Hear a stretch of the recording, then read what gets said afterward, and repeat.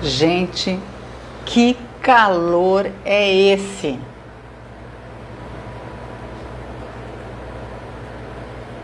Boa noite já, né, Marta? Boa noite. Bem-vindos. Olá, pessoal. Bem-vindos vocês todos. Ê! Que coisa boa. Gente, que calor é esse? Tá demais. Você sabe, eu não liguei o ar-condicionado porque ele faz muito barulho. A gente quase não usa ar-condicionado, mas tá muito calor. Não tô aguentando, sabe? Mas é um prazer estar aqui com vocês. Hoje eu trouxe um tema. Engraçado que eu pensei num tema para falar para vocês. E vocês estão me ouvindo bem? Porque eu tô com um microfone diferente hoje. Tá dando para ouvir? Eu tô falando mais baixo. Vamos ver se hoje fica mais agradável, né? Tá dando para ouvir? Tá tranquilo? Tô testando fone novo, né? Então, que bom. Então, gente, eu pensei no tema de hoje, o que eu iria falar para vocês ao longo da semana, e por conta do tema, veio um nome para mim, na verdade um conceito, né, para colocar no título, pedra bruta, né? E eu refleti muito a respeito do que seria essa pedra bruta antes de procurar alguma coisa, de ler alguma coisa, né? E de que maneira essa pedra bruta tem relação com aquilo que eu quero falar para vocês. A gente nasce e enquanto criança, a gente é uma pedra bruta, mas é uma pedra sem nenhuma rede que aprisione aquele ser, né? Então, a gente não tem, inclusive a gente ainda vai, do ponto de vista cognitivo, começar a desenvolver controle inibitório, flexibilidade cognitiva, que são coisas que vão sendo desenvolvidas ao longo da nossa vida, desde o nascimento. E vai estar, especialmente esse espaço que eu estou falando para vocês, ele estará pronto ao final da adolescência, que cada vez mais está 20, 22, 23, às vezes até 25 anos, está finalizando, é o período que está finalizando a adolescência e essas estruturas estariam, então, que são as estruturas do córtex pré-frontal, estariam maduras, né? Porém, quando a gente é criança, a gente é uma pedra bruta nesse sentido. A gente não tem essas redes que aprisionam a gente e a gente fala, a criança fala o que ela quer, né? Ela vê uma coisa, ela fala, ela pensa, ela simplesmente não pensa, ela fala, né? E isso tudo é bem bacana porque e aí chega a ser até engraçado porque muitas vezes os pais ficam com muita saia justa, né? As crianças falam algumas coisas e os pais falam, ai meu Deus, desculpa, né? Criança e tal, e fica todo mundo com aquela vergonha do que a criança acabou falando.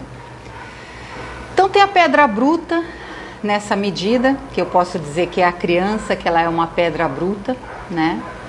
Que ainda não teve, enfim, o tratamento, o cuidado, o trabalho da educação que de certa forma vai organizando, né, e vai fazendo com que aquela criança amadureça e cresça. Então isso é uma coisa que eu pensei a respeito da pedra bruta. E aí eu comecei a fazer um paralelo, justamente também por outro lado, que na medida que a gente cresce e a gente vai vivenciando as nossas dificuldades da vida, os problemas que a gente vai passando na vida e tudo, a gente acaba ficando mais enrijecido, né? E a nossa suavidade, a nossa ingenuidade, ela fica embotada lá dentro, né? Então ela acaba desaparecendo. E é quando a gente, de alguma forma, para suportar a dureza e os problemas da vida e tal, a gente vai endurecendo e se tornando, às vezes, uma pessoa mais rude, um tanto agressiva no modo de falar e tudo mais, né? Então, quando eu falo de pedra bruta, eu posso estar falando disso. E aí eu dei um Google, falei, deixa eu pensar um pouco mais a respeito desse conceito, eu refleti e vi outras visões. Encontrei outras coisas, por exemplo, que a pedra bruta simboliza para algumas pra instituições e tal, simbolizaria justamente a pessoa quando ela ainda não teve as arestas da personalidade dela aparadas. E o que seriam essas arestas? Sei lá, orgulho, arrogância, uma pessoa muito ciumenta, uma pessoa que só pensa em vingança. Na medida em que ela é esse elemento, né, essa pedra bruta, ela é tudo isso. E quando ela entra e começa a fazer o processo, que no caso, em relação a essa simbologia, seria um processo de amadurecimento e autoconhecimento naquele espaço, ela estaria justamente aparando essas arestas até se tornar uma pedra polida, né? Uma pedra que tem a força também do elemento pedra, mas é uma pedra que já está polida para a ação dela em determinada situação, né? Achei muito interessante isso em relação à pedra bruta. Outra coisa que eu estava lendo é a respeito por exemplo, do ponto de vista religioso, se você fala em pedra bruta, você está falando daquilo que é divino, né? Aquilo que tem uma divindade dentro dele. Na medida em que você vai aparar essas arestas e polir, na verdade viria o contrário. Você estaria perdendo aquele frescor, aquele diamante que seria aquela pedra bruta, né? E ainda vi outro significado que eu achei muito interessante, que, vamos imaginar, você pega uma pedra bruta e aí Deus apararia essas arestas e aí sim apareceria a divindade, e, portanto, nesse caso, a pedra polida teria sido feita por Deus. E o que isso tudo tem a ver com o que eu quero falar para vocês hoje? Pedra bruta, eu pensei justamente em relação ao diamante e fui dar uma olhada sobre os diamantes, né? O diamante é uma pedra que ele tem uma dureza muito grande, né? Inclusive é uma pedra que só é riscada por outro diamante, não por outras pedras. É muito interessante isso. E quando você talha esse diamante, na verdade você tem que talhar e justamente aparando essas arestas desse diamante naquele veio que não tem tanta dureza, aonde a coisa é mais suave, que você consegue ir aparando a ponto de você trazer para fora o que seria o foco desses reflexos todos de luzes que o diamante acaba trazendo para todos nós. Então a pedra diamante, de fato, ela é uma coisa maravilhosa, né? Então eu vi todos esses significados a respeito dessa pedra bruta. E o que eu queria contar para vocês é que, na verdade, quando a gente se sente uma pedra bruta, pensando na criança, que eu tenho a minha ingenuidade, a minha simplicidade, a minha leveza e a alegria, na medida em que eu vou amadurecendo e vou colocando um monte de camadas mesmo, né? As camadas que eu brincava do Shrek, que quem já viu o desenho sabe do que eu estou falando, que são as camadas dessa personalidade que a gente vai construindo de acordo com as coisas que a gente vai vivendo nessa vida, né? Porém, quando a gente atinge essa idade adulta, né, que a gente começa no caminho da maturidade, é fundamental que a gente busque de alguma forma o que seria a melhoria contínua de cada um de nós. E esse é o tema que eu queria falar para vocês. Eu queria falar um pouco sobre Kaizen. O Kaizen, ele é uma metodologia, veja, é uma palavra japonesa composta por duas partes, né? Kai e Zen, né? Então, o Kai, ele significa mudar e o Zen significa melhor. Então, juntando as duas palavras, a gente teria uma melhoria contínua, né? Então, é quando você pensa assim, hoje eu vou fazer o meu melhor. Mas eu não preciso pensar numa coisa grande, sabe? Eu não preciso, por exemplo, vamos imaginar que eu queira mudar de hábito. Então, eu quero parar de, por exemplo, comer determinadas coisas. Não adianta você fazer grandes mudanças, porque depois você não consegue efetivamente implementar essa mudança de hábito a médio e longo prazo. Porque aquela motivação interna que falamos de uma outra vez, acho que foi numa live falando sobre escolhas, isso não perdura, né? E essa metodologia Kaizen, ela é uma metodologia de muita sabedoria, porque justamente hoje é melhor que ontem, porém hoje é pior que amanhã. O que significa isso? Que a cada dia, quando eu levanto, eu vou buscar uma afinação de competência, né, sutil, específica. Então eu vou dar uma melhorada em alguma coisa. É quando você afina suas competências na medida em que você vai que você vai amadurecendo e conhecendo melhor quem você é, e conhecendo melhor quais são as suas habilidades, quais são as competências que você tem para o seu trabalho, quais são as suas competências socioemocionais para a relação com os indivíduos, as suas relações interpessoais, na verdade, a relação que você tem com você mesmo, né? Quando a gente trabalha o desenvolvimento de competências, na verdade, a gente começa pela gente esse processo. Na medida em que eu entendo um pouco melhor sobre o meu caminho de amadurecimento, eu consigo melhorar na forma como eu me relaciono com o outro, na forma como eu me relaciono com o meio, e as coisas se tornam muito mais harmônicas, né?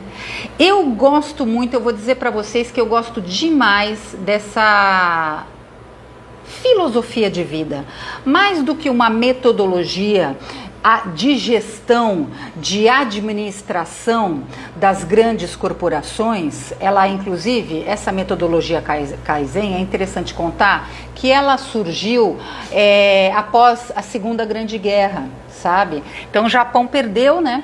E aí muita miséria, muita dificuldade e tal, e eles tinham que, de alguma forma, mesmo sem recursos, com poucos recursos, eles tinham que buscar uma melhoria, né?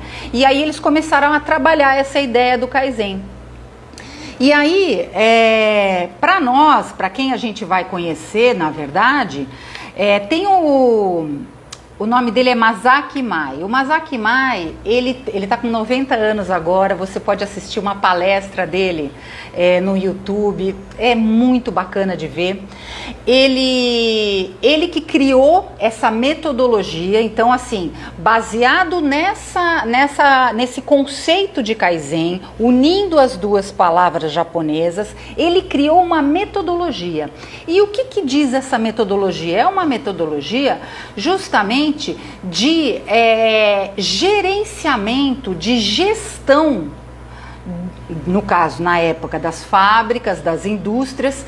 Só que é interessante, você assistindo uma palestra dele agora, recente, né? Você observa que ele mesmo, ele não acredita só em melhoria contínua.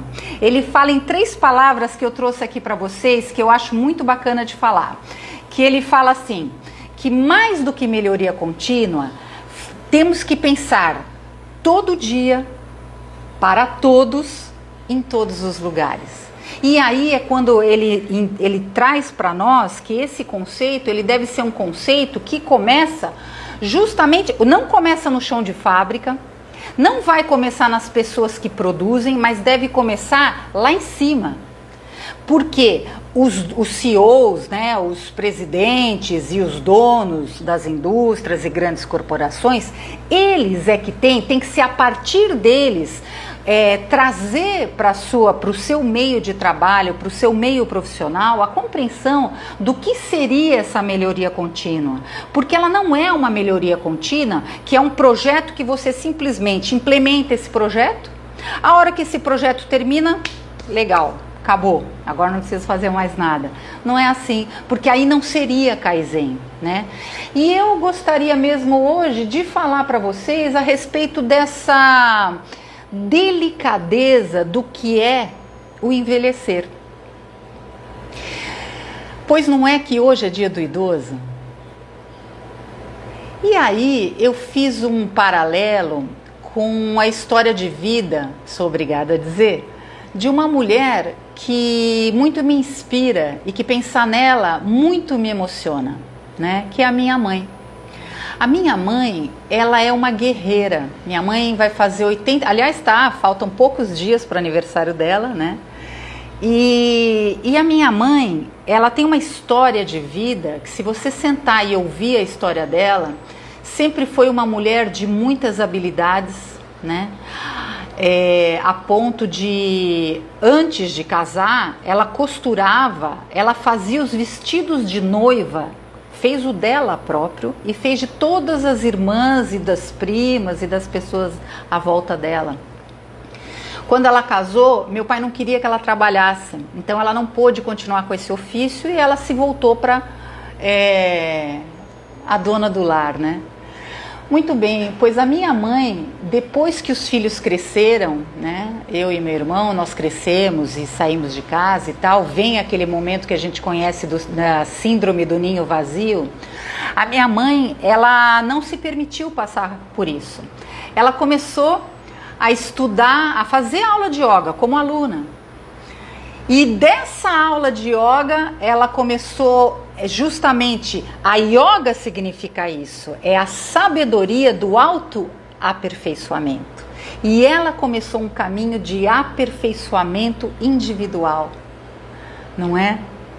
E esse caminho que minha mãe trilhou, ela acabou estudando, ou seja, a minha mãe aos 40 anos de idade, ela encontrou uma atividade profissional espetacular.